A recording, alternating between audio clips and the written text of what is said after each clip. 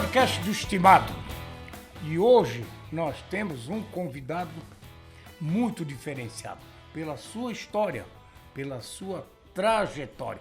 E você pode ver isso depois, Diário do Alto Vale, YouTube, redes sociais, Face. Você pode acompanhar tudo, porque nós vamos conversar com uma figura que nasceu no Pinheiral.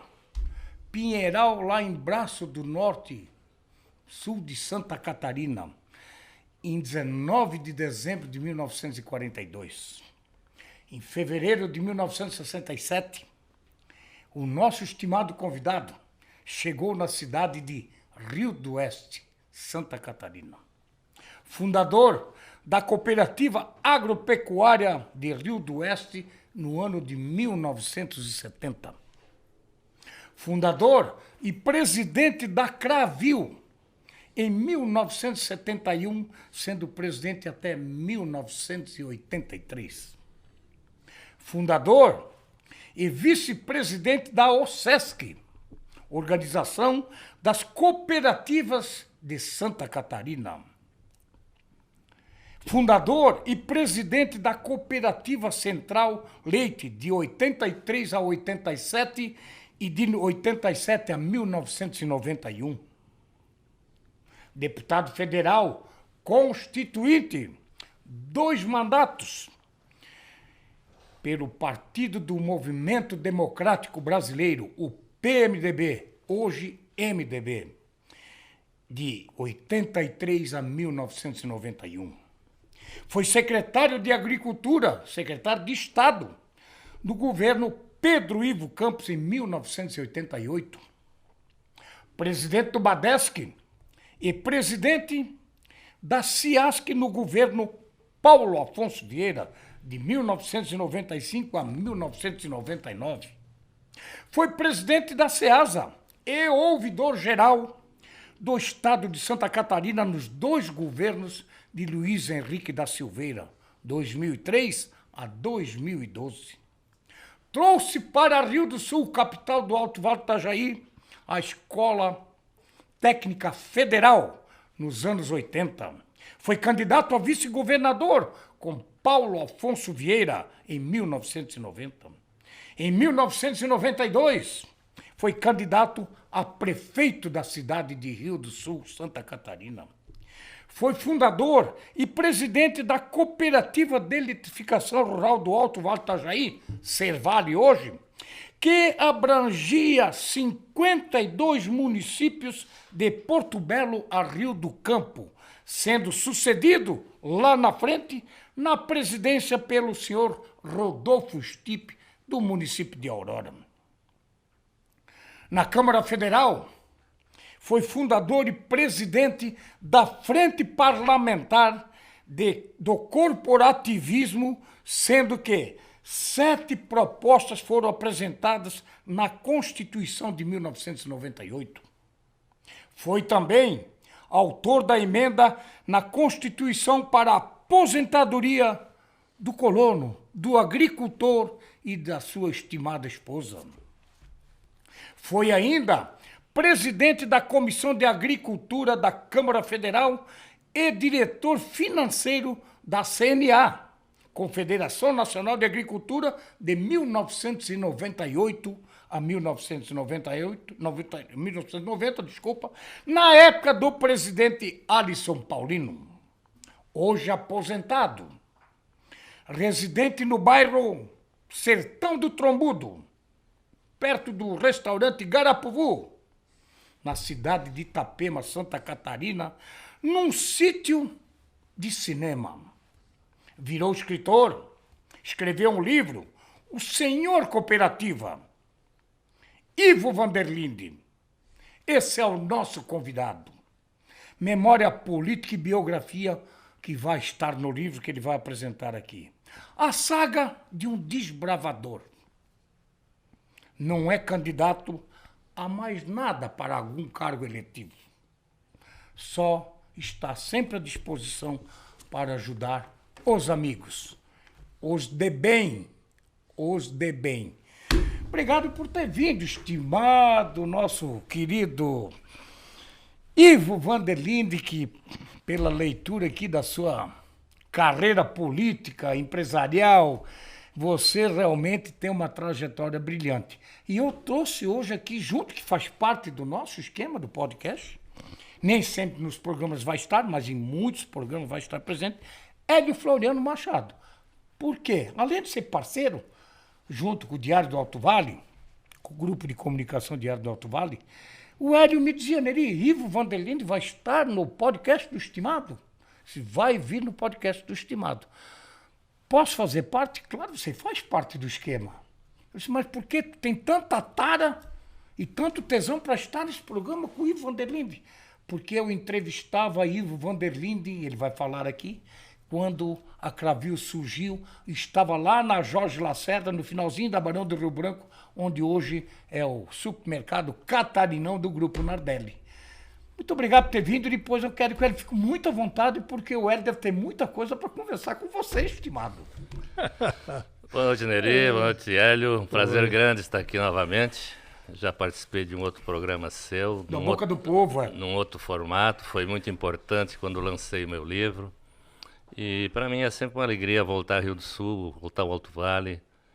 Eu sempre digo, o Rio do Sul foi a cidade em que eu me realizei e dei de mim a melhor parte da minha vida. Como presidente da Cravil, como deputado federal. E tenho muito orgulho e sempre digo, sou rio-sulense de coração. Hélio, que prazer encontrar o Ivo depois de tantas entrevistas que você fez. Você quando fez essas entrevistas, o arco-íris dava em preto e branco ainda, né, Hélio? Estava mais ou menos como essa capa do livro aqui, né, o Ivo? Que a Cravil surgiu, ela fez 50 anos agora, surgiu em 1971, né? Claro. 50 anos de Cravil e nós tivemos o prazer e a satisfação de começarmos juntos em termos de comunicação da Cravil, porque eu era comunicador na Rádio Difusora Alto Vale e naquela oportunidade nós conversamos com o Ivo e o Ivo veio para frente do microfone também. Nós fazíamos um programa juntos. Aí o Ivo tossia no ar, dava tapa no microfone, né, Ivo? O Ivo nunca tinha visto o microfone. Nunca tinha visto o microfone. O Ivo tinha vindo lá do interior do Rio do Oeste, né, Ivo? O Zé Adão é que me trouxe pelo braço. O Zé Adão escrevia uns bilhetinhos para me colocar no programa, então eu lia o que ele escrevia. E foi assim que começou a minha comunicação no rádio. Embora eu, desde criança, desde o primário, eu tinha o dom da palavra. Eu já no primário eu discursava na escola, então eu sempre tive isso. Captou fácil, né? Teve facilidade na comunicação, principalmente nesta área que era a cooperativa. Né? Eu vivi o cooperativismo com entusiasmo, de coração, e fiz do cooperativismo uma missão de vida, né? Porque eu entendia que o agricultor só teria êxito se unindo, se organizando. E eu acho que a Cravil, que agora completou, dia 15 de maio, 50 anos, eu diria que ela foi o divisor de águas da agricultura do Alto Vale. Nós tivemos uma agricultura dos pioneiros que desbravaram o Alto Vale até o surgimento da Cravil. E tivemos, após o surgimento da Cravil, que coincidiu com o surgimento da Acaresc, que trouxe para o interior a tecnologia, assistência técnica. E a própria Acaresc, que foi a responsável pela criação de quase todas as cooperativas do Estado. O Dr. Glauco Olinger é o grande patrono, porque ele tinha claro de que o agricultor precisava se organizar. Primeiro, para comprar os insumos para usar as novas tecnologias e não ser explorado. E quando a aplicação desses insumos começou a ter resultado, surgiu outro problema. Para quem vender? Caía na mão do atravessador. Então a cooperativa teve dois momentos. O primeiro momento que inspirou a criação foi a compra em comum dos insumos modernos. E no segundo momento, a organização para comercializar a produção e não cair novamente na mão do atravessador. Então o cooperativismo foi o grande divisor de águas. Hoje o agronegócio catarinense tem o sucesso que tem graças ao cooperativismo. E esse... Não te assusta, Hélio. E esse cooperativismo, a martelada foi batida em Rio do Oeste, porque você criou uma cooperativa lá, não foi isso? O Zé Adão Garcia chegou em Rio do Oeste em fevereiro de 67, quando eu cheguei também, no mesmo mês. O Zé Adão veio de onde? Quem é o Zé Adão? Porque muita gente fala, quem é o Zé Adão? Porque eu conhecia a Eva. O Zé Adão, a Eva, eu conhecia a Eva. Você Adão... lembra da Eva lá da BR-400? Você lembra? Mas a Eva era muito linda, mas o Zé Adão eu não conhecia. O Zé Adão Garcia, ele é natural de Bagé, no Rio Grande do Sul, e foi o primeiro agrônomo da Caresc em Rio do Oeste. Coincidentemente, a Caresc abriu o escritório de Rio do Oeste no mês em que eu cheguei. E na primeira semana eu fui para Rio do Oeste para conhecer o escritório. Cheguei lá no Nardelli, tinha um sujeito de terno branco parado na esquina, olhando para o tempo, e eu perguntei para ele, eu disse que eu estava procurando o escritório da Caresc. Ele disse, é aqui em cima. Eu sou o agrônomo, cheguei ontem, ele disse. Que era o Zé Adão. O Zé Adão. E os técnicos que entravam na Caresc passavam por um pré-serviço de 90 dias. E uma das missões que o Dr. Glauco dava é que cada um tinha o compromisso de formar uma cooperativa no município que fosse trabalhar. Então o Zé Adão já chegou com esse compromisso e começou a fazer reunião. E eu era um guri, tinha 25 anos. Comecei a participar das reuniões e dar os meus pitafos. A gente fazia a reunião lá no Sindicato Rural, sentado em cima de saco de batata, de caixa de rolo de arame. E aí surgiu a ideia da cooperativa. E eu fui fundador da Cooperativa do Oeste, junto com o Zé Adão. Eu fui o mais jovem dos 50 associados que começaram. E ali te inspirou para vir para Rio do Sul? Como é que surgiu daí, então, logo depois da Cravil, então? A legislação previa que o primeiro mandato de um presidente era de 1 ano. Aí tinha que ter eleição para o mandato de 4. E na segunda eleição para o mandato de 4, ele começou a levar os colonos lá para a minha propriedade, disse, você tem que ser o presidente, você tem que ser o novo presidente. Eu disse, não, mas eu sonhei ter um pedacinho de terra, vim realizar esse sonho aqui. Eu mal cheguei, agora vou largar. Mas foi tão insistente. E aí teve um acidente de percurso, que foi a minha coluna. E o médico disse, olha, se tu não largar da agricultura, com 35 anos tu é um amelejado. E isso fez eu aceitar ser presidente da Cooperativa de Rio do Oeste, que eu tinha sido fundador. Só que eu condicionei. Eu não vou servir a 2 senhores, eu não vou cuidar da minha propriedade e da cooperativa, eu não vou cuidar bem de nenhum dos dois.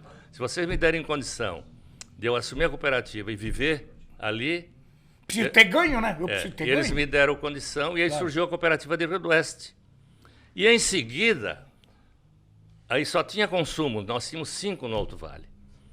E aí começou a ter problema do preço do arroz, 7, 8 contas saca.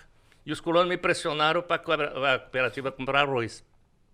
Eu aluguei o engenho que estava parado lá dos Bertoli e recebi 8 mil sacos de arroz. Vim no Banco do Brasil, falar com o Duf, Carneiro. O Carneiro era o gerente do Banco do Brasil. E tinha a política de preço mínimo na época, chamava-se EGF, o governo financiava o preço mínimo e você guardava o arroz para vender na entre-safra. Bom, para encurtar, a safra foi em fevereiro, março. Em julho eu terminei de vender os 8 mil sacos. Quem vendeu na safra fora pegou 7 contos saco. E eu em julho dei 15 para o colono. E aí eu virei ídolo. E ali começou o movimento de fusão, porque todos tinham problema. Fusão das cooperativas, né? E aí eu liderei esse movimento de fusão também, junto com a Caresc. E aí surgiu a Cravil logo 1 ano depois. E em 12 anos, nós fizemos da Cravil a maior empresa do Alto Vale. Não, ela hoje é uma potência... Mas já é, quando eu saí, ela já era a maior empresa do Alto Vale. Mas é importante, Hélio, como é que você, com mais alguém, ou algumas pessoas junto, porque vocês fizeram a fundação da Cravil. Ah, mas começou lá em Rio do Oeste, aquela cooperativa, mas em Rio do Sul já era cidade de porte, de capital. Aí teve uma coisa... Já era capital do Alto Já Vale. era capital. Teve uma série de coisas interessantes que ajudaram, e eu sempre tive essa percepção. Quando foi para discutir onde é que seria a sede, porque Rio do Sul não tinha cooperativa. Era Poço Redondo, Itupuranga, Rio do Oeste, Presidente Getúlio. Onde a agricultura era até mais forte, né? E Lontras. Porque a agricultura no interior era mais forte. Aí eu disse, gente, o Rio do Sul é onde tem banco, o Rio do Sul é que tem o correio, o Rio do Sul tem a estrada de ferro. Então a sede tem que ser onde tem os meios e num território neutro para ninguém brigar. Porque se fosse Rio do Oeste, não, porque não Poço Redondo?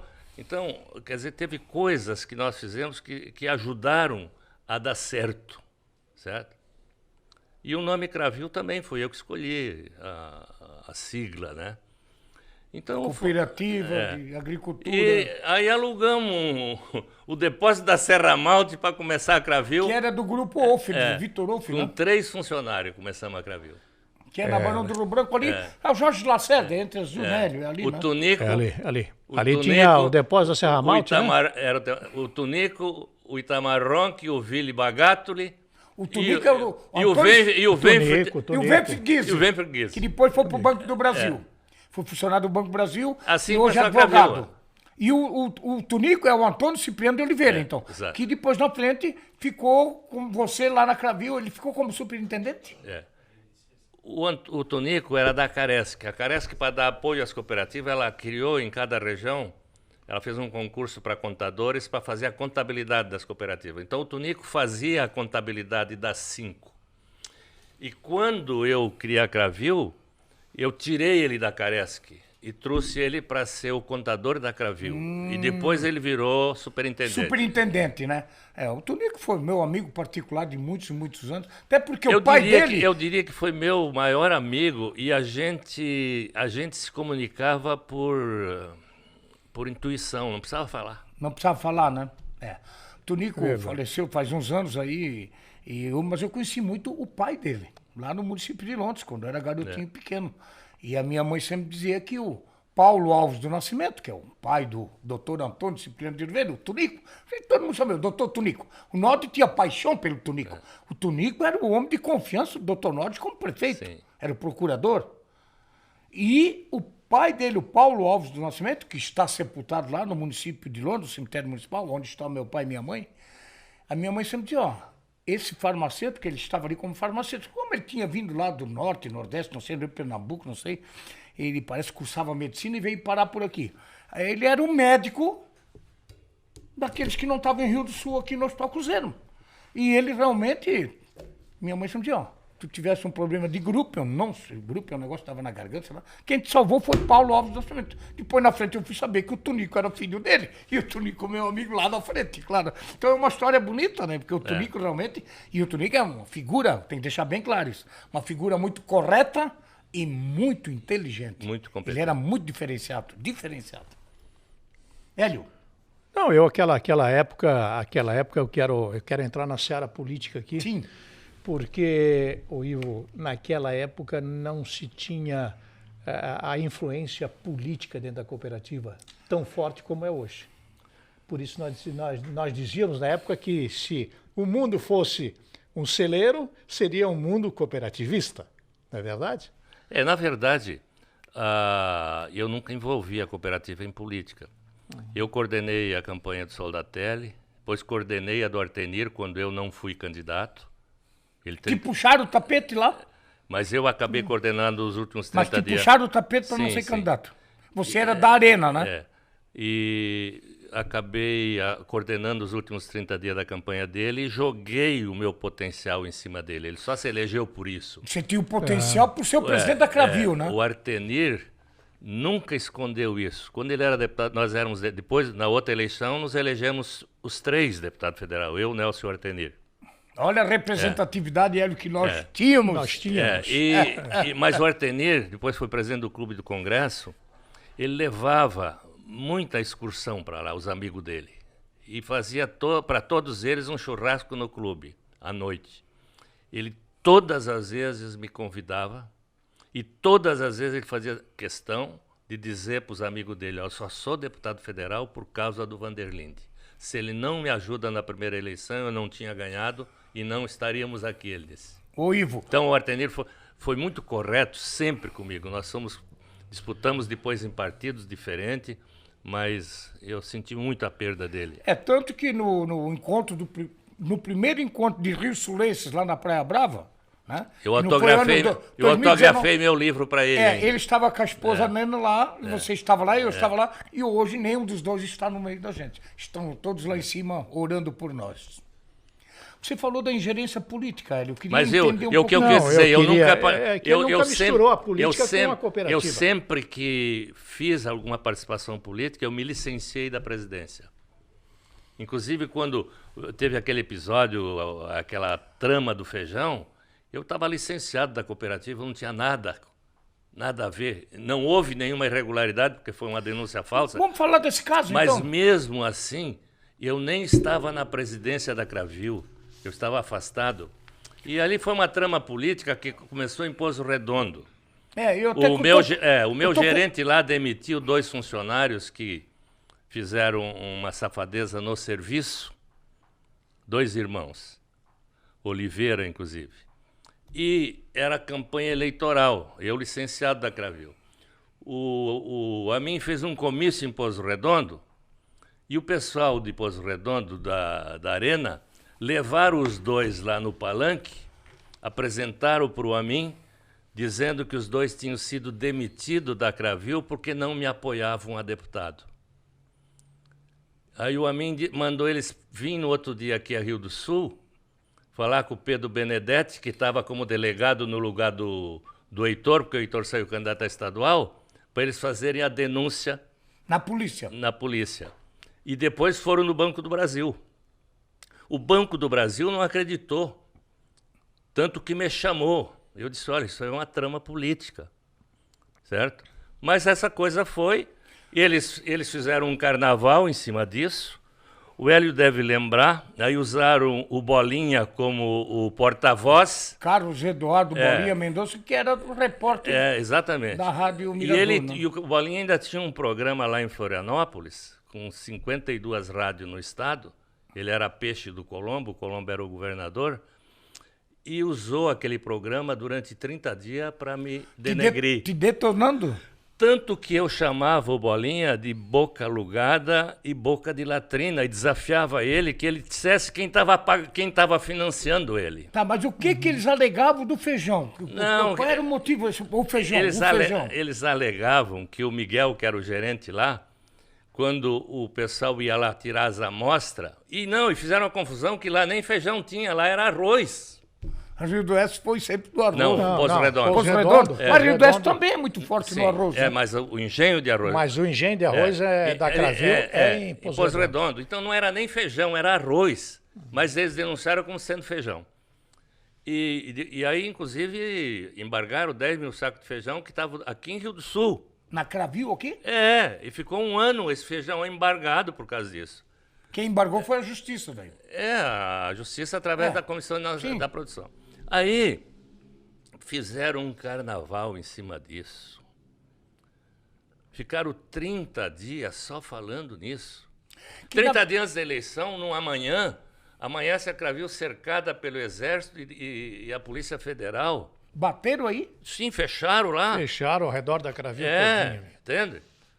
E 3 dias antes da eleição, a rádio, inclusive, transmitindo, eles estavam no Duque, ouvindo os 5 funcionários, o Viganegger, que era o presidente, o Tunico, o Frederico Bichli, ouvindo eles em cima do processo, 3 dias da eleição.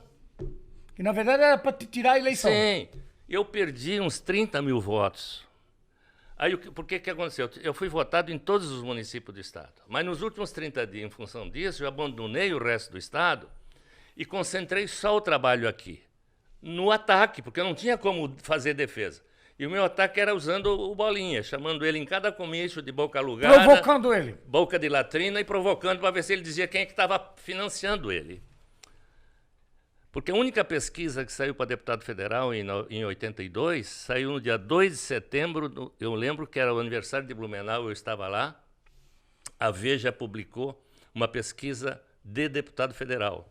E eu apareci nessa pesquisa como o mais votado do estado, com 4,2% dos votos do estado.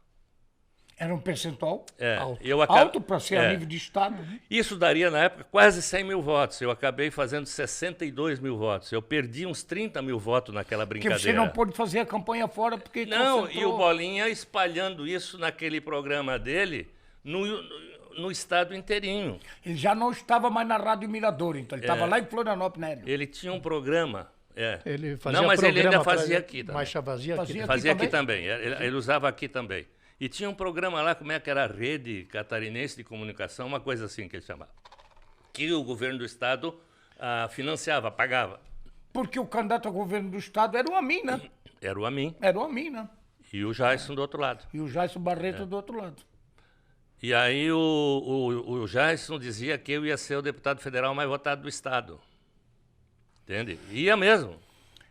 Essa foi a sua primeira eleição? 82. Aí você depois foi logo à reeleição? Em 86 eu fui à reeleição. Quantos mil votos você fez lá na reeleição? Na reeleição já era outra situação, já tinha o pluripartidarismo, correu muito mais candidato. Na segunda eu fiz 44 mil votos. Mas conseguiu chegar. Mas ainda percentualmente, assim, ainda o primeiro suplente era o Neutro de Conte, ficou com 36 mil votos. Mas percentualmente ainda foi. E eu repeti na segunda a votação de 22 mil votos fora do Alto Vale. E perdi 20 mil votos no Alto Vale pela traição do João Matos.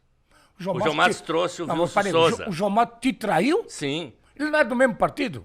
Trouxe o Wilson Souza para disputar deputado federal. Wilson Souza de Blumenau. O Wilson Souza montou 3 fábricas fajuta, uma em Londres, uma em Getúlio e em Poço Redondo, Dudalina, no né? salão da igreja. É uma sequência da Dudalina? Com 60 mulheres contratadas em cada uma das fábricas e com o compromisso que depois da eleição ele fazia uma fábrica em cada município. Ele era do grupo Dudalina, né? É isso? E abriu, né? Abriu os postos de gasolina pro João. Certo? O João Matos. Então, eu fui traído. E o Wilson Souza se elegeu deputado, Sim, não? se elegeu deputado. Se elegeu deputado. Ele, o Renato e eu e o Moro, porque aí o Artendeu... Mas o que o João Matos queria te puxar o tapete? Você era do mesmo esquema do Alto Vale. É que eu não tinha dinheiro e o Wilson Souza tinha dinheiro. Ah, tá explicado. Hélio, naquela época, ó, só na porrada. Tem dinheiro? Tem, não tem, tá... Vamos tirar esse cara, não tem dinheiro. Pobre não pode ser candidato, é mais ou menos isso, Ivo. É verdade. Continua assim. Continua, a política continua no muito mesmo... Muito mais hoje, Hoje né? é muito mais, né? Hoje nós falamos em milhões. Né? É verdade. Hoje, para ser um deputado federal aqui pelo Alto Vale do Itajaí, tem que atingir... A campanha mais bonita que nós fizemos foi a minha primeira. Os 3 candidatos a estadual, o João Matos, o Tomé e o Laurinho. E aí, para dividir a área, o Tomé dizia, não, o Ibirama é minha. O João disse, não, mas eu moro em Ibirama. Não, mas lá o Luizinho é meu apoiador. Aí, quando depois disse, vem cá, vamos fazer uma coisa? O Alto Vale é dos 3. Vamos fazer uma campanha junto? Nós vamos correr juntos os 4 sempre. Fizemos um caixa comum de campanha. Fizeram um caixa comum? Inédito isso. E eu coordenei o caixa. E fizemos uma campanha comum. E o grande beneficiário disso foi o João Matos. O João Matos era do PP, do Tancredo. E aí houve a fusão e ele veio para o MDB. Aí o PP exigiu um candidato, porque era para sair só o Tomé e o Laurinho e elegia os 2. Aí ele levou vantagem. E aí o João Matos, nessa de os 3 fazer juntos, se tornou conhecido. Ele era um professorzinho lá do Amônia, em Ibirama. Como é que é? Tá? Um professorzinho, Ivo. Era professor. E aí... O João Matos deu aula para mim na faculdade de Rio do Sul. Hein? Depois. Aí... O João é que acabou levando vantagem com isso, tanto que o Laurinho se elegeu, o João fez 22 mil votos e o Tomé fez 15. E aí, o João foi funcionário do meu gabinete 4 anos. Em Brasília. E saiu do meu gabinete e me traiu apoiando o Wilson Souza. Aliás, na política, eu tenho que fazer essa pergunta, estimado. Deixa eu pegar aqui, ó. Eu tenho esse osso aqui, Ivo, que ele até está bastante ruído aqui. Mas né? só concluindo, fizemos uma campanha bonita, fizemos 4, uma campanha em conjunto com caixa único. Eu lembro o dia Ibirama, foi um negócio folclórico da campanha. Nós chegamos para um comício, os 4, nós entrávamos junto. E entramos no comício, na reunião errada, era do Gervásio. Quando nós já chegando perto da mesa, os 4, no meio, vimos que era nós, saímos de ré. E fomos procurar o nosso comício, viu? Vocês entraram no comício errado. E quando nós chegamos perto da mesa, vimos que não era o nosso. E como entramos de frente, os 4 saímos de ré e fomos procurar o nosso. Esse osso aqui, eu sempre tenho no meu programa, já há muito tempo. Que até tá bem ruidinho aqui, mas não é pelo cachorro, não. Porque normalmente os políticos não gostam de largar o osso, né, Ivo? É mais ou menos isso. Você que viveu em Brasília há muito tempo. Não, eu nunca tive apego ao osso, na verdade. Não. Eu fiz 2 mandatos. No terceiro mandato, com certeza era a minha melhor eleição. Eu não concorri porque eu não tinha mais nada que fazer em Brasília. Aí você foi candidato a vice-governador daí, eu né? fui candidato a vice-governador, até como saída honrosa para não disputar deputado federal. Então eu fui político por missão. Aquilo que eu tinha me proposto para ser deputado federal, eu realizei até o fim da Constituinte, eu não quis mais ir para Brasília. Que era fundamentalmente o cooperativismo, né? E a aposentadoria do colono. Do colono e da esposa, né? Deixa eu perguntar uma coisa que me chama muito a atenção, porque eu tenho acompanhado essa movimentação política atual do Brasil, e nós vimos que muitas vezes nós temos projetos de lei que não foram votadas até hoje, que tem lá 20 anos, 30 anos, e que de repente alguém pega esse projeto. Tem algum projeto do Ivo lá ainda? Tem a nova lei cooperativa. O projeto está tramitando desde 88 na Câmara, é da minha autoria. Teve vários relatores, inclusive o Dejandir, quando foi deputado, foi relator, e até hoje não foi votado. Não foi votado até hoje. Está há 30 e poucos anos. Chama atenção porque o isso, problema é o seguinte... O Congresso é dominado, vamos supor, por 50 que realmente mandam e decidem. Certo? O resto é baixo clero. E os projetos não vão para a pauta. Certo? Simplesmente não vai para a pauta, porque o presidente tem a prerrogativa de pautar ou não. De pautar ou não, né? Então, vê, o Alcolumbre não está, desde julho, sem pautar... A indicação do ministro Mendonça. É verdade. Deixa eu fazer uma pergunta. Já que eu botei até minha peruca, porque lá atrás eu tinha cabelo. Sim. Até o Hélio tinha mais cabelo, né, lá atrás, né? Eu tinha. O meu ainda está generoso. Bota um pouquinho isso aqui O só teu pra tá ver como é que generoso. fica, O teu Hélio. já tá generoso. Bota isso aqui só pra ver como é que fica. O Hélio vai ficar legal com a peruca. Eu vou ficar bonito. Ah, o Hélio vai ficar um show Eu com vou a ficar peruca. bonito. Meu Deus. Eu vou ficar bonitinho. Tira esse óculos e bota esse aqui. Não, mas daí você já fez teatro? Você eu já não fez vou teatro? ver o cinegrafista lá, o pessoal olha lá. só, o Hélio vai ficar um show. Eu vou botar essa outra aqui. Ô, Neri, Mas aí o óculos cor-de-rosa daí não vai ficar Vou bom. botar essa aqui, Hélio. Ô, Neri, nós temos que daqui a pouco ir para a política nacional. Hein? Não, já vamos. O que tu achou do Hélio? Que figura. Não, olha ele aqui, ó. chega. Isso é um show, né? Fica simpático. O quê? Ficasse um show, Hélio. Porque lá atrás você fazia teatro, Grupo Arroz, e você tinha um cabelão, você era jovem, você era diferenciado, querido. A Maria se apaixonou muito em função disso, né? Continua até hoje. Até hoje? Até hoje. Mas eu tenho que fazer, nós vamos entrar na política, sim. Continua. Que é muito importante, porque o Ivo conhece muito. Não, o Ivo conhece, eu posso dizer o seguinte, se o Ivo fosse pela terceira vez candidato a deputado federal e fosse eleito, ele estava passeando até hoje nas ruas de Brasília. Né, Ivo? Porque você acabou de dizer aqui que você conseguiu teus objetivos. Você tinha missão como deputado federal. Você não estava lá para ser um deputado federal. Estava com missão de realizar objetivos, alcançar... Tanto é que depois da Isso quer dizer, então, que hoje os caras têm pouco objetivo. Né? Não, mas hoje... Tanto que depois da Constituinte, eu não tinha mais o que fazer lá. Tanto que eu aceitei ser secretário da Agricultura do Estado depois da Constituinte. E no último ano de mandato, em função das eleições, eu deixei a secretaria e voltei para Brasília. Mas foi para mim uma angústia. O que me salvou aquele ano ainda foi que o doutor Ulisses me chamou, e aí surge o título do livro, O Senhor Cooperativa. Ele me chamou, e foi a maior homenagem que eu recebi na minha vida. Ele me chamou no gabinete e disse: deputado, eu tenho uma missão que eu só posso dar para alguém incorruptível. É ser relator da medida provisória do presidente Collor, que acabou com o monopólio estatal do trigo. E ele disse: eu só posso dar para um homem incorruptível.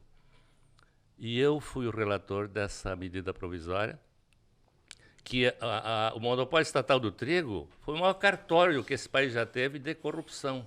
Só o governo federal podia comprar trigo, tanto nacional como importado. Padaria e moinho era concessão na época. Governo de quem? foi no governo do Collor. Ele que acabou com o monopólio estatal do trigo. Do Collor. E eu fui o relator da medida provisória dele. O doutor Ulisses disse, olha, isso aqui, te preparo que todo mundo quer, porque um desonesto fica rico com essa relatoria. Para eu não ter assédio de ninguém, o que eu fiz? Eu marquei uma reunião em São Paulo, num hotel, levei a minha assessoria e convidei os 3 segmentos que tinham a ver com trigo, que era o Sindicato dos Moinhos, o Sindicato dos Panificadores e as cooperativas que recebiam o trigo nacional e eram depositárias do trigo nacional para o governo. E abri às 9 da manhã, saí às 5 da tarde e só ouvi.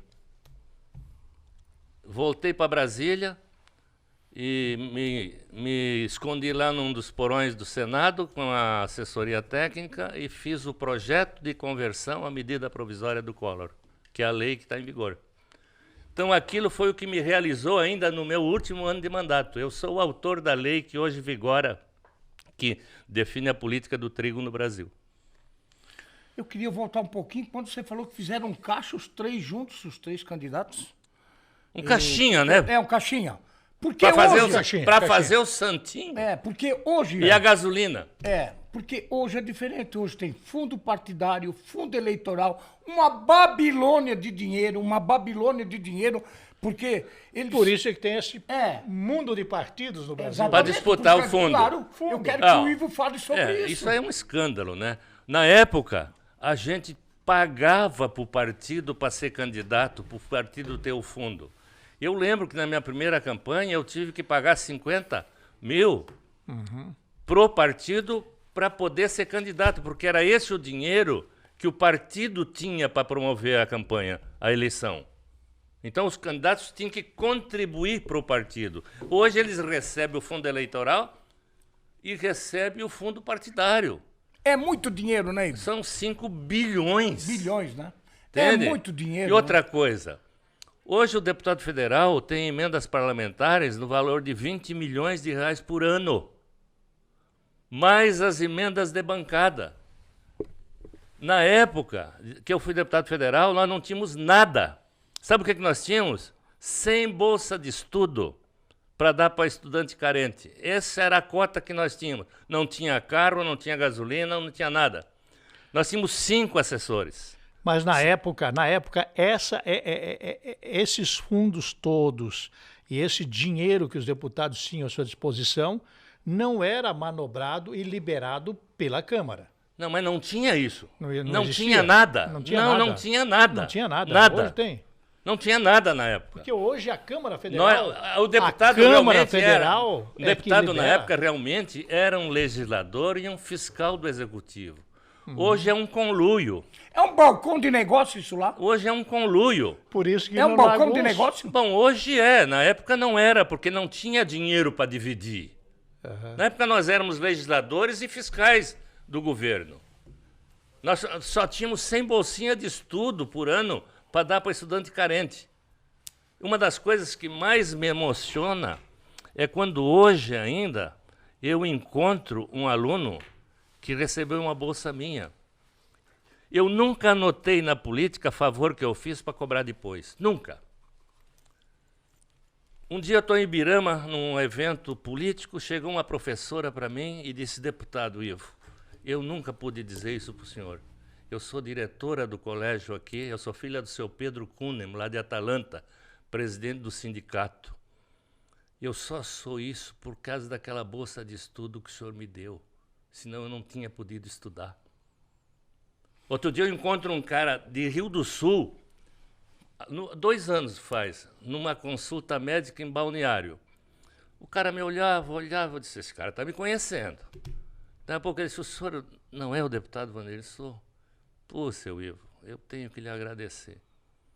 Foi aquela bolsa de estudo que o senhor me deu para estudar no Dom Bosco, que eu me formei contador, depois me formei advogado.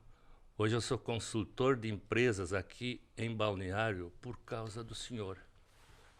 Então, e um terceiro depoimento emocionante foi de um ex-vereador de Timbó.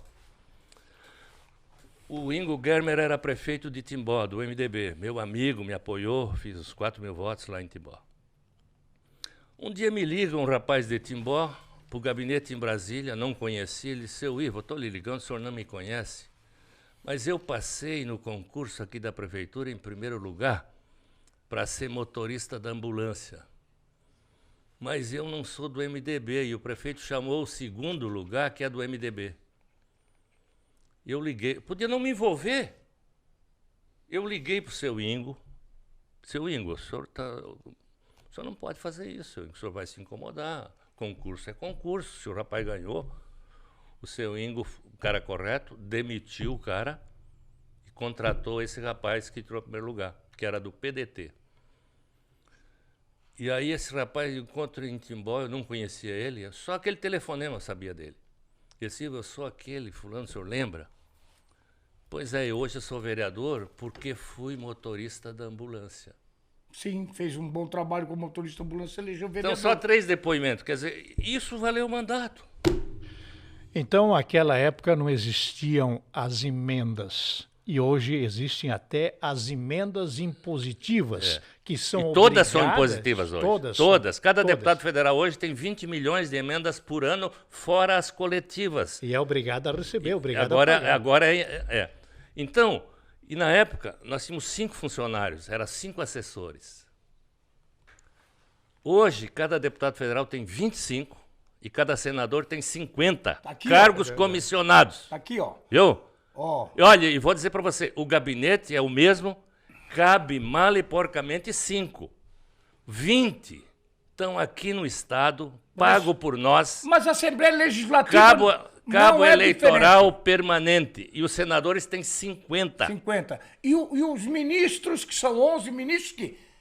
Me desculpa, eles são políticos, não são ministros. Se fosse ministro, juiz, tinha então, que ser. veja, faz mais política no STF hoje do que sentenciar, do que fazer justiça. Vamos ser sinceros. Porque os ministros têm 200 assessores cada um. São 11 ministros. Isso não é uma vergonha? Está aqui, pô. Eu quero só não são assessores, são funcionários... do Supremo. Tá aqui, ó. O Congresso Nacional custa 31 milhões por dia.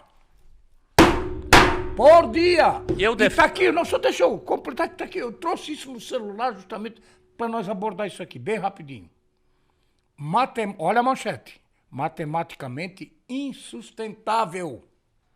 Um presidente da República, um vice-presidente da República, um presidente da Câmara Federal, um presidente do Senado Federal, 81 senadores, que cada senador tem mais 2 suplentes, que não estão lá, mas são suplentes. Assume e já fica com um monte de regalia, das tetas, dos penduricalhos, aquela bolha imperial lá em Brasília.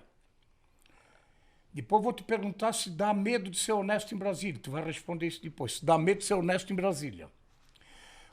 513 deputados federais. 27 governadores, 27 vice-governadores, 27 câmaras estaduais, 1.049 deputados estaduais, 5.568 prefeitos, 5.568 vice-prefeitos, 57.931 vereadores, Brasil, não? Total 70.794. Políticos, diz aqui assim, abre parênteses, não estamos falando de nenhum partido de forma específica, fecha parênteses. 12.825 assessores parlamentares, que é o que você estava falando, o gabinete cabe 4, 5, o resto está tudo na base, é aquele que fica na base que a Assembleia Legislativa também tem. Todas as Assembleias têm. Infelizmente, as Assembleias Legislativas adotaram o mesmo padrão de Brasília. Todas... A Assembleia Legislativa, o deputado recebe 75% do federal, eles têm 75% do valor de emendas estaduais, tudo eles puxaram para o Estado, inclusive direito a ter aluguel de moradia quando mora em Florianópolis. Essas moradas, mas deixa eu terminar aqui. 12.825 assessores parlamentares da Câmara Federal, sem concurso! É indicação política mesmo. O QI... Sim, são 25 para cada deputado do Estado Federal, é só calcular. 4.455 assessores parlamentares do Senado da República. Sim, o Senado da República. O Senado tem 50 para cada senador, é só fazer a conta. Sem concurso também. 27 mil assessores parlamentares, câmaras estaduais. Sem concurso também. Estimado, diz aqui, ó, por falta de transparência, 600 mil assessores parlamentares das câmaras municipais, que é no Brasil inteiro, 600 mil assessores. Isso é pra acabar, né? Isso é pra acabar, olha. Tem que rir, nunca tem que rir. Por isso é que não sobra dinheiro. Oh, Por isso é que do orçamento da União, apenas 4% o presidente pode usar, o resto é tudo carimbado. Ô, estimado Ivo, o pessoal do podcast do Estimado aí, ó, Diário do Alto Vale, Face, YouTube, procure lá e acompanhe. O total geral, para encerrar essa minha leitura aqui, Hélio, 715.074 funcionários não concursados. Aqui, ó, para terminar. Onde é que tá aqui? Vamos ver aqui o total aqui que fala em dinheiro aqui. Onde é que tá aqui? Aqui. 248 mil reais por minuto, custa isso, por minuto. 14,9 milhões por hora. 357 milhões por dia. 10 bilhões por... Não é milhão de milho, bilhões, 10 bilhões e 700 milhões por mês. Total gasto acima de 128 bilhões por ano, mais 6 bilhões do fundo partidário, que nós falamos há pouco aí, essa vergonha. Além disso, deve-se computar o rombo na Previdência Social com suas aposentadorias, mordomias, 35 partidos registrados no TSE, mais 73 partidos. Informação, que é o fundo eleitoral que interessa, fundo partidário. E pior, governança zero. As perguntas cabíveis dentro dessa situação são as seguintes: como é que nós deixamos chegar a esse ponto, estimado? Não. Olha, eu digo para vocês, ou eu tenho defendido isso desde a minha época. Na época eu já dizia na tribuna que se roubasse só a metade do que se roubava, o Brasil não tinha problema. Não tinha problema, né? E hoje, então, não, é incalculável. Mas ou o Brasil enxuga a máquina, e eu defendo. Na Itália tiveram coragem de fazer agora, reduziram em 1/3 a Câmara e o Senado. Eu defendo isso desde a minha época. Reduzir em 1/3, 2 senadores por estado, e não 3, e reduzir em 1/3 a Câmara Federal. Certo? E acabar com as mordomias, o empreguismo dos gabinetes. Tem 5 assessores, chega. Tem mais 10 mil concursado que está lá para assessorar o deputado. Que é concursado, né? É. Concursado da Câmara. Não precisa No mais Congresso, de 5. Congresso Nacional. Os 20 cabos eleitoral que estão aqui no Estado, isso é uma vergonha, tem que acabar. E os 50 cabos eleitoral do senador que estão aqui no Estado. Então, ou o Brasil enxuga a máquina, e hoje, com a tecnologia, com a informática, não tem mais necessidade de ter tanto funcionário. Hoje se faz tudo online, Porque se faz de casa, senão a pandemia fez a nós vamos chegar a um ponto em que nós vamos trabalhar só para pagar a máquina. Hélio, Verdade. Hélio, eu fiz a Mas pergunta. você fez a pergunta pro Ivo. Quer saber se ele tem- se na Mas época ele isso já tinha- começa em casa. Essas modificações começam em casa. Também. Então, já tem que começar em casa. Não é verdade? Porque se você olhar os municípios hoje, os nossos vereadores todos... têm Em a caso que o Hélio fala, na cidade. Na município. cidade, tem a sua assessoria. Sim. No mínimo 3. São concursados? No mínimo 3 de cargo de confiança. Ó, veja lá em Itapema. Lá em Itapema hoje, um vereador ganha cerca de 10 mil reais por mês. E tem 3 assessores que juntos ganham também quase isso. E ainda se bobear, tem a rachadinha, estimado. E rachadinha, tem muita gente que gosta, eu também gosto da rachadinha. Mas a rachadinha, hoje eles dividem, a rachadinha dividem Então dinheiro. a política tem muito disso deixou também. de ser missão para virar carreira e empreguismo.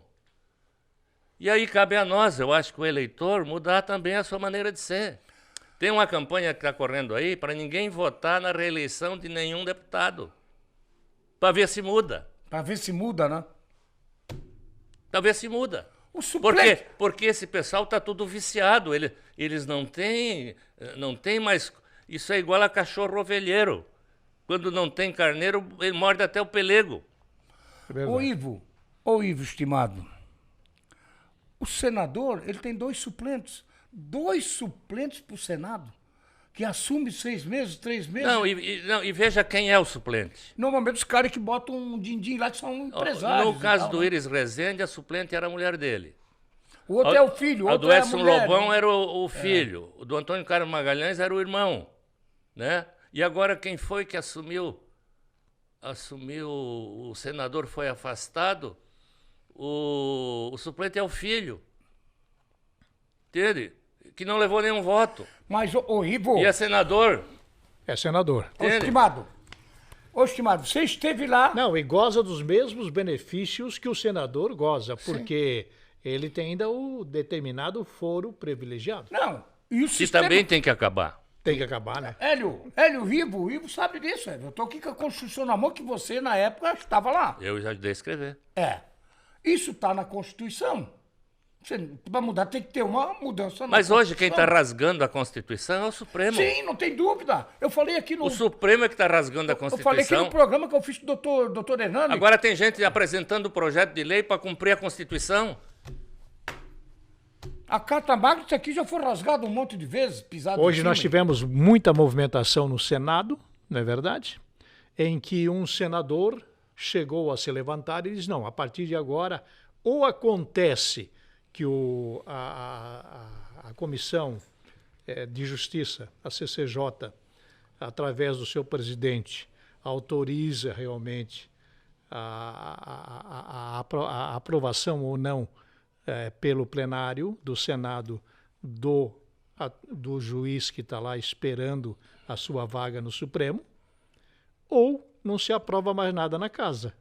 Fica parada completamente. Isso foi falado por um senador para o presidente do Senado. Poxa, e o presidente do Senado não respondeu absolutamente nada. É um bundão aquele. Na verdade, olha só, vou buscar mais um dado aqui. Mais um dado. Na verdade, é muito dinheiro. O Covid veio. Pandemia no mundo todo. E o governo federal distribuiu e continua distribuindo. 700 bilhões para os estados e municípios. Eu recebi isso aqui hoje no celular. Não sei se é verdadeiro ou não, mas está aqui. Se não for, retiramos. Mas deve ser. Santa Catarina. Governo do estado de Santa Catarina recebeu 21 bilhões e 600 milhões, mais auxílio de 7 bilhões. E aí a comunidade aqui no Zap está pedindo a prestação de contas disso. Os governadores e prefeitos botaram a folha de pagamento em dia com o dinheiro do Covid. O dinheiro do Covid, né? E politizaram o Covid para tentar derrubar o presidente. Eu queria perguntar para você sobre o Covid e principalmente sobre a... Eu até vou pegar isso aqui, eu vou botar isso aqui, porque quando a gente via aquela CPI do Covid, lá do Senado Federal, com o Renan Canalheiro, né? Eu vou botar isso aqui, porque isso aqui o Hélio uma vez usou lá atrás, quando a gente começou na boca do povo. Nós fomos lá no lixão, o Hélio usou essa coisa aqui, que era para evitar aquele cheiro da podridão. Que agora, Ivo... Hoje já tem mais moderno. Hoje está mais moderno isso aí. E agora, para você andar em Brasília, você tem que andar com isso aqui, porque é um potreiro, uma podridão, porque o cheiro é insuportável, o cheiro da lambança. E você não respondeu, estimado, antes quando eu fiz a pergunta. Se aquilo lá é muito balcão de negócio. Hoje, com certeza, exatamente pelo poder que os deputados e senadores têm dentro do orçamento. Quer dizer, eles impõem, inclusive impuseram que as emendas agora são obrigatórias. Antes não era, o presidente liberava se quisesse. Hoje não, hoje ela é impositiva. Quer dizer, o que ele coloca tem que ser liberado. E aí, quando tem uma votação que interessa ao presidente, o que vem? Vem a chantagem. Ou libera minhas emendas ou eu não voto. É a chantagem, né? Ô, Ivo, o poder, o dinheiro e a caneta com tinta, né? A caneta com tinta, tem que ter tinta. É coisa do Tibinga, do Cramonga, do demônio. Eu sempre tive esse Gavinha muito. Por isso é que o Bolsonaro usa a Big para mostrar que tem pouca tinta na caneta. O Bolsonaro é o cara. É o cara, o Bolsonaro salvou o Brasil. Senão nós estávamos caminhando para o que hoje é a Venezuela, o que está se transformando a Argentina. E o Lula está lá fora fazendo essa mesma pregação. Entende? Eu espero que o povo brasileiro tenha entendido isso. Entende? Eu hoje não vejo como gente esclarecida tenha a capacidade de defender o Lula, o maior ladrão que o mundo já viu. Entende? Em que o Papa estende o tapete vermelho. Sabe por quê? Ele tem R$1 bilhão depositado no Banco do Vaticano. Do Vaticano, né? Todos os presidentes esquerdistas da América do Sul, os que são e os que foram, estão com o dinheiro aplicado no Banco do Vaticano. O doutor Hernani Dutra esteve aqui, promotor de justiça, hoje procurador de justiça, no programa anterior, e deixou isso também muito claro, assim. Eu perguntei para ele, você como procurador de justiça, promotor de justiça que foi, né? Hoje procurador. Como é que você vê essa roubalheira toda, essa... E ele dizia a mesma coisa. E o governo Bolsonaro pode, mais ou menos isso, salvar o Brasil, está salvando o Brasil, porque são 2 anos de governo que não tem... Imagina, não vê nada de corrupção, imagina se não tivesse havido a pandemia, com esses 700 bilhões que foi jogado na pandemia, o que o governo estaria fazendo? Mesmo assim... Porque está fazendo muita coisa, Ivo. E está realizando as obras que os outros não fizeram. O Nordeste deixou, vocês vão ver nessa eleição no ano que vem, deixou de ser o curral do PT. Por quê? O Bolsonaro está levando água, terminou o São Francisco e está levando água para o sertão. Entende?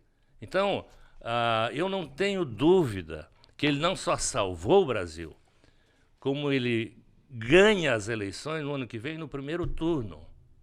O povo entendeu. E essas pesquisas que estão aí, então? Que sai pesquisa toda semana aí e dão o sapo barbudo em primeiro lugar, o Bolsonaro lá não sei o quê. E como é que o sapo não pode sair na rua e não pode embarcar num avião e nem ir num restaurante? Aí ele vai lá para a Europa, visitar os esquerda da Europa, para fazer política de lá para cá.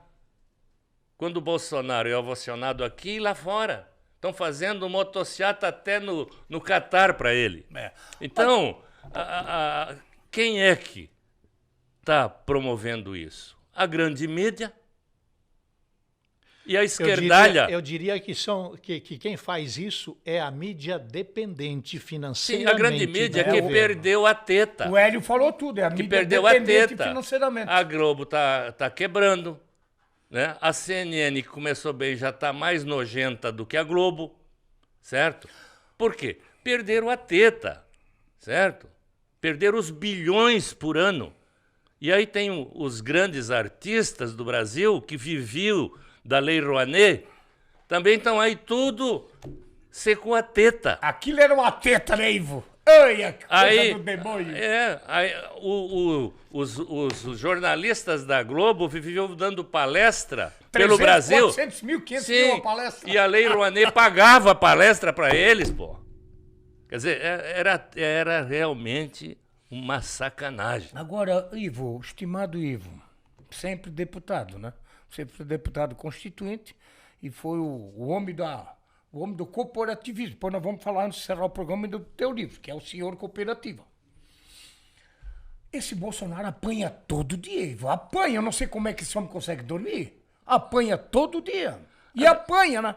A verdade é que ele sabe o que quer, sabe que estão batendo e não tem efeito, certo?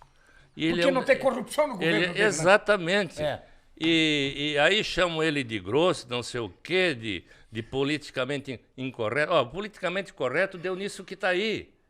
Só alguém com essa coragem para bater de frente com tudo isso, para mudar. Ô Ivo, você tem filiação partidária hoje? Não. Não, né? Não. O PMDB, ou o MDB hoje, o PMDB, o Manda Brasa lá atrás, depois PMDB e hoje de novo Manda Brasa, Movimento Democrático Brasileiro. Mas também teve muito tempo aliado ao esquema de Lula, o sapo barbudo, né? Eu costumo dizer, e por isso eu hoje não estou mais no PMDB em nenhum partido, O PMDB foi, para mim, a grande decepção da política. Depois da Constituinte, com a morte do Ulisses e a morte do Tancredo, o PMDB ficou sem rumo. E quando o Sarney assumiu o comando do PMDB, que era o presidente da Arena, o Nordeste assumiu o comando do MDB e não largou mais. E o PMDB se prostituiu. O PMDB foi o avalista e cúmplice dos 30 anos de governo do Fernando Henrique, do Lula e da Dilma. No Fernando Henrique se roubou muito também? Também, mas não nessa proporção, certo? Mas começou lá. Começou lá. Começou lá. E a reeleição foi o grande desastre desse país. E foi criada pelo Fernando Henrique. Que não deveria ter. E foi comprada a reeleição. Foi comprada, né? Ali se prostituiu. Foi comprado. Compraram os deputados, né? A reeleição, compraram o Congresso Nacional. A reeleição, o presidente se elege hoje, ou o prefeito, ou o governador, pensando na reeleição, não no governo. E o segundo mandato ele não faz nada, certo? Vira refém. Então, a reeleição tem que acabar. Eu defendo o mandato de 5 anos sem reeleição. Porque vai trabalhar 5 anos, não vai ficar preocupando com mais um mandato. O número de vereadores se brigou muito há 2, 3, 4 anos atrás aí para aumentar o número de vereadores e também tramita no Congresso Nacional o aumento do número de municípios, mais cidades, mais município. Isso tudo é mais Eu defendo que toda a estrutura do legislativo brasileiro seja reduzida em 1/3 e o fim das mordomias que eles hoje têm. É muita mordomia. Na Itália agora conseguiram aprovar a redução de 1/3 do Senado e da Câmara. Eu espero que no Brasil isso vingue também. Ô Ivo, para nós adiantar nossa conversa, falamos a nível de Brasil. Vamos falar a nível de Estado, de Santa Catarina. Para depois nós chegar um pouquinho na cidade de Rio do Sul. Hoje o prefeito Tomé, reeleito, é filho do seu companheiro de Câmara de Deputados. E diga-se de passagem, na minha leitura, é um grande prefeito. Tem um grande futuro político. Não sei se agora, mas terá. Se não for deputado agora, vai ser na próxima. Você conheceu bem o pai dele. É mais ou menos ele, o pai dele, José Tomé? Sim, era um homem sério, um homem simples, um homem de pouca cultura, mas era um homem sério, um homem idealista. Se decepcionou com a eleição para deputado estadual, né? Ele abriu a vaga para mim, para federal, correu a estadual e não se reelegeu, né? Não conseguiu se eleger estadual. Não conseguiu se eleger estadual. Ali se não tem aquela fusão com o PP e o João Matos não sai candidato pelo MDB, sai só eu para federal, o Laurinho e o Tomé, tinha eleito os dois. Como saiu 3, acabou elegendo só o Laurinho, o João Matos ficou como o primeiro suplente e o Tomé fez apenas 15 mil votos. Ô Ivo, antes de nós falar do Estado aqui, se ele tiver alguma pergunta, por favor, fique à vontade. Eu sei que depois que tu botou aquela peruca, tu ficou quieto. Eu acho que tu te arrependeu, mas tudo bem. Desce uma quebrada e a gente às vezes perde, quebra um pouquinho. O cara na vida é assim. Não, eu falei, eu tive o prazer também de entrevistar muito aqui o Ivo, mas eu entrevistei várias vezes José Tomé. E fiz até programa com o atual prefeito Tomé. E o Tomézinho tem a diferença do pai. É que o pai não sorri. O pai era sério demais.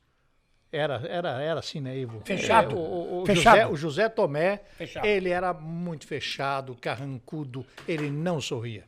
Ao contrário do prefeito que vive sorrindo para todo mundo. E dá sorriso. O Tomézinho tem carisma. Carisma. Como está fazendo um bom trabalho na prefeitura, como fez como vereador, tem um futuro político brilhante. Ivo, botei o nariz do Pinóquio aqui. Tenho que te perguntar isso, porque vivesse em Brasília há muito tempo, como deputado em 2 mandatos, e conhece muito da política do Brasil e de Santa Catarina. Se mente muito na política? Se mente muito na política, estimado? Principalmente as campanhas, né? Com certeza, né? Existe aquele ditado que o político tem que falar aquilo que o povo quer ouvir, senão não se elege, né? Então, infelizmente, o povo também gosta de ser enganado, porque o político que faz a campanha com seriedade dificilmente chega lá. Sabe quem é que dizia isso? Vou dizer que disse uma vez, eu acho que disse no meu programa Da Boca do Povo, senão me falha a memória. Eu não posso, mas eu acho que foi. Ou naqueles coisa de café da ministra, sei lá, o Naldo Pellicete. O Naldo Pellicete, para mim, foi a maior figura assim, que eu conheci como homem público, reto, espirituoso, visionário, enfim. E ele dizia mais ou menos isso, ó. O povo, ele quer o político bem sem vergonha. Quanto mais sem vergonha, mais ele gosta. Ele diz assim, tem que ser caco, ele diz, tem que ser caco. Ô, estimado, e Santa Catarina? Você mora em Itapema, litoral de Santa Catarina, um dos litorais mais bonitos do Brasil, porque pegando todo o litoral, desde Barra Velha, aquela região toda, Bombas, Bombinhas, Porto Belo, Itapema, Meia Praia, aí vai para Florianópolis, aquelas praias tudo, vai lá para o sul do estado, você mora no litoral, o litoral norte de Santa Catarina, e você acompanha a política de Santa Catarina. Como é que você vê governo Carlos Moisés, que foi naquela onda 17, onda Bolsonaro, muitos deputados se elegeram assim, federal, estadual, enfim, e muitos, os fortes que estavam aí buscando uma reeleição ou mandato de senador, acabaram dançando para aqueles que pouca gente conhecia. E hoje, depois já de praticamente 3 anos de governo Carlos Moisés, e Messias, ó, 2 nomes assim bastante religiosos, né? Jair Messias Bolsonaro e Carlos Moisés da Silva, Moisés e Messias. Como é que você vê o governo de Moisés, que ficou muito encolhido e muito em gabinete nos 2 primeiros anos? Aí veio aquele esquema todo lá dos respiradores, 33 milhões, 2 processos de impeachment, ele conseguiu driblar os 2, e não foi denunciado em nada porque não acharam nada, e hoje está muito forte para buscar uma reeleição. Hoje é namorado por vários partidos. Eu diria que nós tivemos sorte. Eu fiz campanha e ajudei a eleger o Moisés. Santa Catarina precisava quebrar. Precisava quebrar? Aquelas estruturas tradicionais da política que vem desde o PSD e da UDN. Vamos dizer assim, as oligarquias, mais ou menos isso. Mas o Moisés, ele entrou também meio como o Collor, como o Bolsonaro, tentando acabar com a velha política. E, infelizmente, sem o Congresso e sem a Assembleia, não tem governabilidade. Não tem como, e ele né? demorou um pouco a entender isso. Mas eu acho que é um governo sério, pôs as finanças do Estado em ordem, enxugou a máquina do Estado. O fechamento das SDR, as secretarias, isso ajudou, porque ele disse que economizou 600 milhões por ano só de aluguel. Com certeza, não só isso, mas ele enxugou a máquina do Estado, tanto que o Estado hoje não deve. O caixa está grande. Grande, tanto que passou agora 400 milhões para o governo federal para acelerar a duplicação da 470 da região de Blumenau, e da 280 e da 173, são 3 rodovias. E está com dinheiro, que está criando um programa agora de apoio aos municípios, que nos próximos 5 anos vai passar 600 bilhões para os municípios. Então, arrumou o Estado. Acho que é um forte candidato, acho que vai ser uma disputa bonita, ele e o Jorginho Melo. Jorginho é forte? Eu acho que é forte porque o Bolsonaro é forte. O Bolsonaro fez... Mas Bolsonaro ainda, pelo menos até a data de hoje, ainda não está definido no PL, né? Ainda não está definido. Né? Mas acho que vai. O Bolsonaro fez 79% de voto aqui no Estado. Foi o Estado que deu o maior percentual e vai repetir. Mas para Santa Catarina tem trazido pouco dinheiro. Para Santa Catarina tem trazido pouco. Assim, não tem muito dinheiro, o problema é esse. Mas veja, só para a Covid trouxe 20 e tantos bilhões. Sim, então, 27, 21, 27 bilhões. Então veja, eu acho que ele é um forte candidato a governador e acho até, o PMDB está querendo levá-lo para o PMDB. O PMDB está um apoio condicional na Assembleia Legislativa. Né? Então, eu acho que a disputa aqui no Estado vai ser Carlos Moisés e Jorginho Melo, vai ser uma disputa bonita. Acho que o Jorginho hoje é forte exatamente pela vinculação dele ao presidente, né? Ele deve sair com a Ângela Mindi vice. É forte. Então, vai ser uma disputa bonita aqui no Estado, né?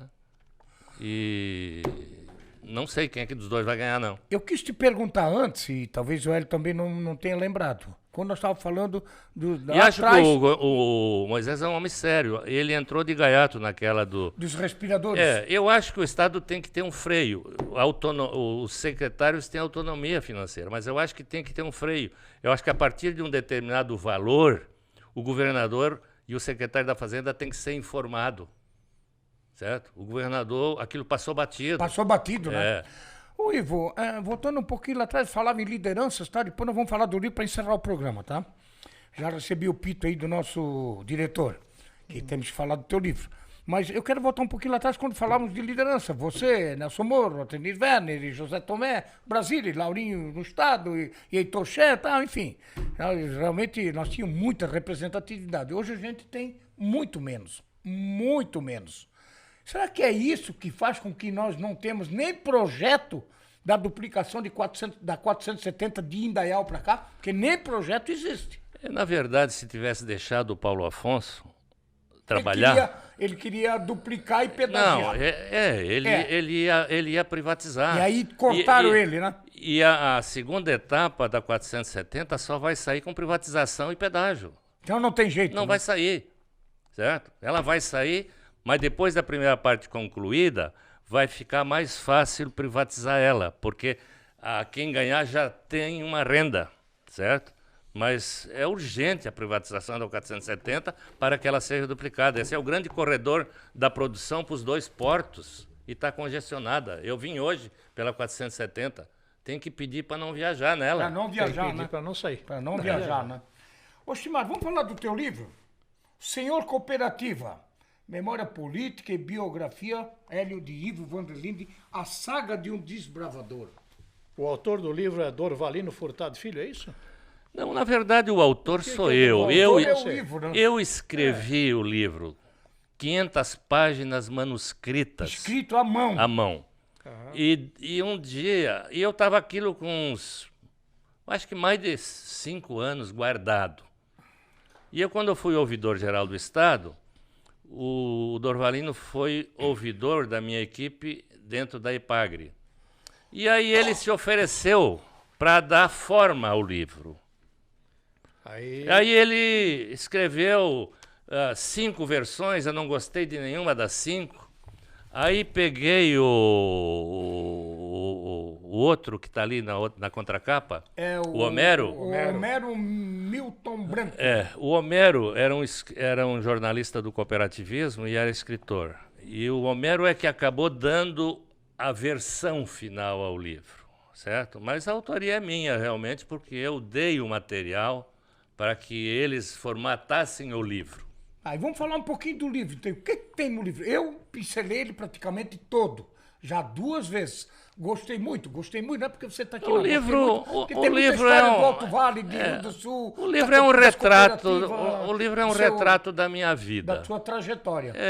Tanto da vida pessoal como da vida. Eu vi muitas fotografias, e velho, eu vi tantas fotografias aqui, quer ver? Ó, me chamou a atenção isso. E a ilustração do livro é muito importante também, com fotos antigas. E o título do livro, como eu disse, O Senhor Cooperativa, foi o Dr. Ulisses que na Constituinte me deu esse apelido, fez um trocadilho. Ele fez um trocadilho, ele era o senhor Constituinte e fez um trocadilho comigo num discurso no Congresso das Cooperativas, me alcunhando de o senhor Cooperativa. E o título eu fiz em homenagem ao Dr. Ulisses. Quem biografou meu livro foi o governador Luiz Henrique. Luiz Henrique, está aqui na frente. Então o livro é uma história da minha vida e daquilo que eu pude fazer. Quer dizer, quem lê o livro vai me conhecer melhor. Vai conhecer melhor. E quem não conhecia vai conhecer quem é Ivo Vanderlinde. E o livro está na 2ª edição. A primeira edição foram 5.000 exemplares, esgotou. Aí eu fiz uma 2ª edição e nessa 2ª edição eu consegui uma ajuda da Lei Rouanet, 45 mil, mas foi difícil. Foi difícil, Foi né? difícil. E os caras ganharam 400, 500 mil por uma palestra. Para cantar um show, foi ganharam mais 300, difícil 400 arrumar 45 mil para ajudar na 2ª edição. E a Lei Rouanet é para isso aí mesmo, para a cultura aqui, Exatamente. ó. Então são 8.000 exemplares, está esgotando a 2ª edição já também. E em Rio do Sul, onde é que se encontra o livro? Olha, no Alto Vale aqui, porque... Aqui eu deixei alguns na biblioteca da universidade, aqui na livraria da Galeria Schroeder, e na Fundação Cultural. Na Fundação Cultural, né? Não sei se ainda tem. E você vai deixar... Eu vou deixar uma caixa com 36 livros hoje contigo para que você... Algum amigo que tenha deixar um pouco com o Hélio também. Eu ganhei o livro do Ivo lá no Recanto do Guarapuvu. Eu chego lá para almoçar ao meio-dia com a minha esposa, Maria Helena. O Ivo estava lá? O Ivo estava lá autografando o livro. o livro dele. Aí conversamos um pouquinho e trouxe um livro do Ivo para Rio do Sul. Naquela época, isso foi bem antes da pandemia, foi uns 2 anos antes da pandemia. Quando, não lembro quando é que você lançou o livro. Olha, tá fazendo uns 5 anos já, né? Mas parece que os primeiros livros, tu começaste a autografá-los lá no Recanto do Guarapuava. Quem comprou em grande quantidade o livro foi o cooperativismo, principalmente do Rio Grande do Sul. O Rio Grande do Sul comprou 600 livros, o Paraná comprou 600 livros e o cooperativismo catarinense também. Então o cooperativismo foi o grande absorvidor do meu livro. Né? Inclusive aqui a Cravil deve ter distribuído uns 500 livros aqui para os associados. E a Cravil, você falou na Cravil agora de novo, mas eu tinha anotado aqui, ó. Isso aqui é só para relembrar aqui, ó. Como ela foi criada em 15 de maio de 71, falamos lá no começo, completou 50 anos. Ela atua em mais de 40 municípios de Santa Catarina, quase 4 mil associados, mais de 1.000 colaboradores e 37 lojas agrícolas. Na minha época já tinha... E o primeiro gerente foi Osmar Herron. É isso? Foi gerente durante todo o tempo que eu fui presidente. Você foi presidente. Depois, quando eu deixei a presidência, aí quando veio o Wilson Fagundes, que foi o grande desastre da Cravil, ele tirou o Tunico, tirou o Osmar, tirou a minha turma. Quebrou o esquema que era forte, que administrava, tinha uma gestão muito boa. E a cooperativa, como tinha um potencial grande, esse poder subiu para a cabeça dele. E só não quebrou a Cravil porque ela era muito forte. E hoje ela é muito forte, né? Mas na época minha, já tínhamos mais de 600 funcionários e tínhamos 8 mil associados. Hoje tem a metade dos associados da minha época. É que o êxodo rural foi grande. O êxodo rural, né? Claro. Então, o êxodo rural realmente é verdade. Mas o potencial... O jovem não ficou, não se filiou. E o potencial dela hoje é muito maior do que na época, claro. Sabe o que me moveu à criação da escola agrotécnica? Eu dizia assim, nós temos que formar a nova geração de agricultores. E eu defendia exatamente essa tese, que a escola não fosse para formar técnico para ensinar colono, para formar o futuro colono, técnico. E essa foi a filosofia que me inspirou para a criação, aliás, de 2 escolas técnicas que eu criei. A de Rio do Sul e a de Santa Rosa do Sul, que a minha proposta era que fosse em Tubarão, mas Tubarão não tinha terreno e lá em Santa Rosa do Sul tinha um terreno do governo federal.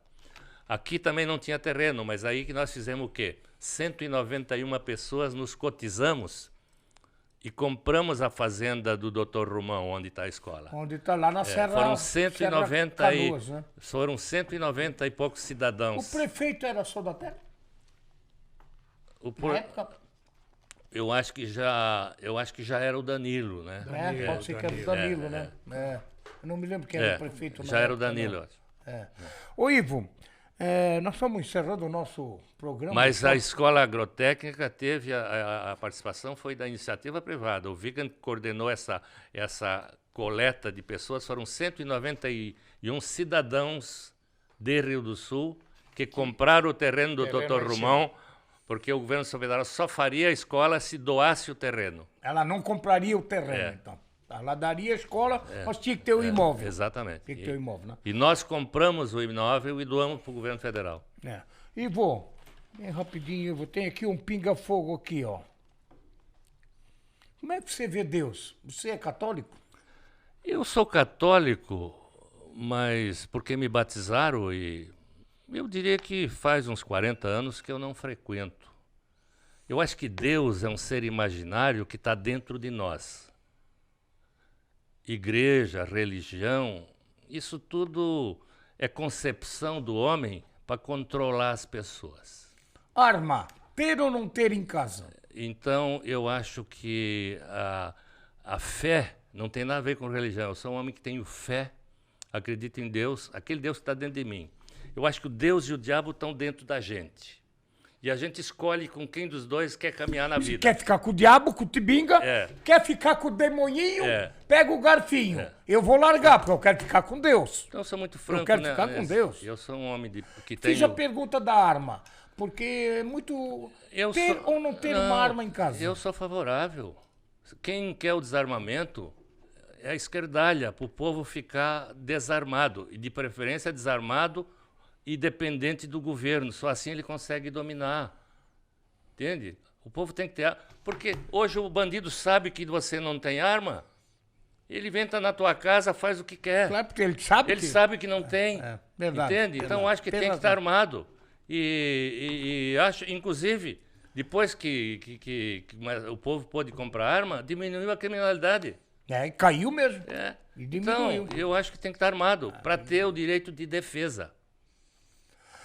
Ivo, o nosso tempo já estourou faz tempo. Eu queria deixar o Hélio bem à vontade, depois o Ivo fazer as considerações finais. Hélio, fique bem à vontade. Você foi um dos precursores em entrevistar o Ivo como presidente da Cravil lá nos anos 70. Eu quero dizer uma coisa aqui. Na época que eu comecei a aparecer na política e o Albino Zeni tentava me derrubar, um dia numa eleição, numa reunião do colegiado, ele disse: vocês estão dando muita asa para esse guri. Para esse guri?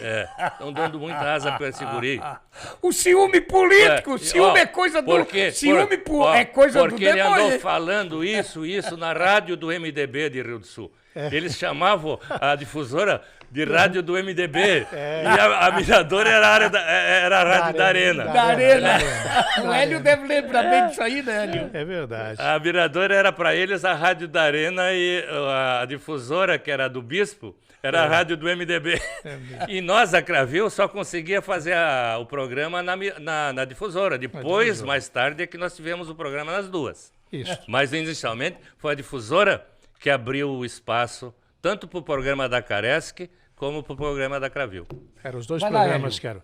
Não, um prazer muito grande rever o nosso Ivo Vanderlinde, né? Esse propulsor aí do cooperativismo, porque se o mundo fosse um celeiro, nós seríamos uma grande cooperativa, né? Não teríamos tudo isso que nós colocamos aqui durante o programa de hoje, essas diferenças políticas e ideológicas que nós enfrentamos sociais. E sociais que nós enfrentamos no nosso dia a dia. Queria, para encerrar aqui, antes de fazer, eu vou usar minha água benta, Ivo, porque eu fui batizado pelo Divino Espírito Santo, e isso aqui é água benta mesmo, que veio de vários amigos que viajam para Israel, vão para a Terra Santa e trazem de presente.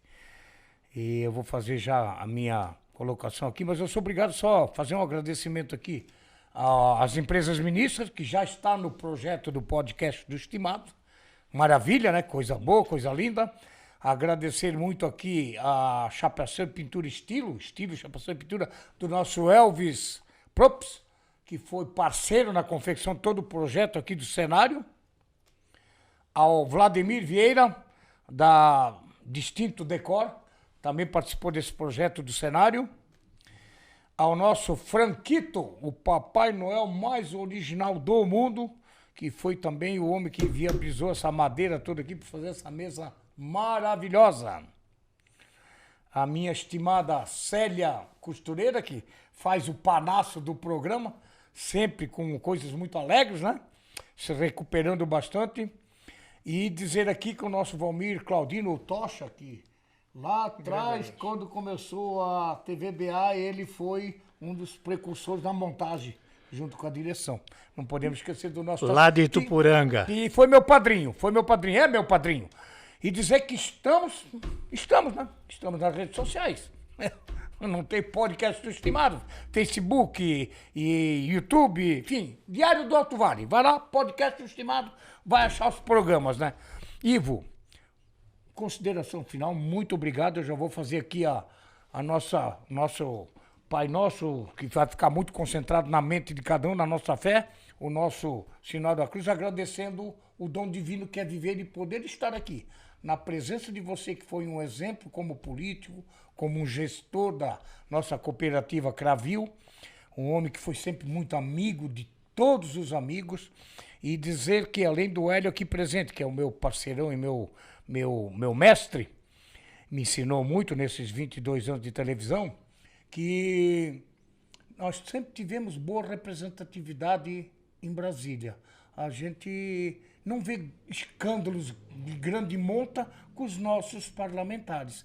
E isso deixa a gente feliz, que a gente vê tanta lambança, com tanta coisa ruim, que nós temos bons representantes. Poderia, talvez, fazer um pouco mais? Poderia. Poderia ter mais representantes? Poderia. Mas eu acho que nós ainda estamos bem representados. Carecemos de muita coisa, mas a gente sabe que a coisa é complicada, não é fácil. Olha, Neri e Hélio, eu quero agradecer essa oportunidade e dizer da minha alegria de poder voltar ao Rio do Sul, de conversar com a nossa gente. Eu sou um apaixonado por Rio do Sul, não moro aqui hoje por circunstâncias, mas é a terra do meu coração e eu espero que essa cidade que está bonita se torne cada vez mais progressista, né? E espero que domingo a gente encontre muitos rio-sulenses lá no segundo encontro dos rio-sulenses na Praia Brava. Eu estarei lá, meus filhos estão vindo de Brasília para esse encontro. Né? O Carlinho é apaixonado por Rio do Sul, né? Inclusive está transferindo o título para Santa Catarina para apoiar o Jorge Guetem no ano que vem. Já assumiu um compromisso de ficar 30 dias com o Jorge na campanha. E você vai estar junto na campanha também? Vou estar, vou ajudar com muito prazer a eleger o Jorge Guetem. A minha filha foi chefe de gabinete dele nos 4 meses que teve lá e ela está há 20 anos na Câmara, Patrícia. Vai estar domingo também aí. Ela disse que nesses 20 anos que ela está na Câmara foi o melhor deputado federal com quem ela trabalhou. Olha só que espetáculo. O Jorge é um gentleman mesmo, né? Amanhã vai estar, amanhã à noite ele vai estar comendo um churrasquinho lá na minha casa. É que o programa nós estamos fazendo durante esse dia 18. E esse programa vai na semana seguinte ao ar. Então, quando for ao ar, a festa já do segundo encontro dos rio-sulenses já aconteceu. Estive na primeira, que foi sensacional, já falei. Foi a melhor festa que eu fui na minha vida. E essa vai ser, essa aqui vai superar a primeira. Vai superar porque já tem muito mais convidados. Gente que não é convidados. As pessoas se convidam. Tá lá, rio-sulense, entra lá e eu quero ir na festa. Vai pagar uma taxa lá, vai ter camiseta, vai ter direito a feijoada, caipira, chopp e vai encontrar um monte de amigos. No ano que vem, se Deus me permitir, vou estar presente. Nessa não é possível porque eu não vou estar aí. Muito obrigado, Ivo. Obrigado, Hélio. Obrigado à nossa audiência, ao nosso grupo, Claudinei, Jean Goral, a equipe toda do Diário do Alto Vale. Diário do Alto Vale, podcast que mais você vai achar todos os programas lá. Obrigado. Até mais. Valeu, Ivo. Obrigado. Obrigado.